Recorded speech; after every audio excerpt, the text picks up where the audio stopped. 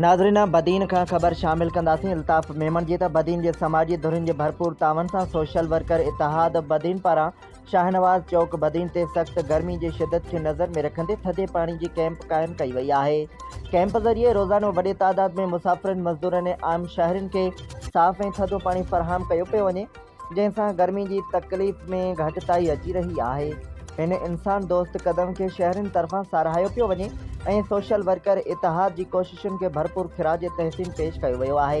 हुन मौक़े ते सोशल वर्कर इतिहाद बदीन जे अॻुवाणनि एम सूमार मलाह अब्दुल वाजिद समूह चयो त शदीद गर्मी में माण्हुनि जी ख़िदमत करणु असांजो फ़र्ज़ु आहे ऐं अहिड़ियूं फलाही सरगर्मियूं जारी रखियूं वेंदियूं। हिननि वधीक समाजी तंज़ीमनि ऐं शहरियुनि खे अपील कई आहे त हू बि अहिड़नि नेक कमनि में भरपूर हिस्सो वठनि। उन मौक़े ते असलम मलाह, फ़कीर मोहम्मद वफ़ाई, ज़ैन शाह, नेमतुल्ला जोणे जो, ग़ुलाम हैदर बकारी ऐं ॿिया मौजूद हुआ। आख़िर में कैंप जी कामयाबी लाइ तावन कंदड़ समूरनि दोस्तनि ऐं समाजिनि धुरियुनि जा थोरा मञिया विया।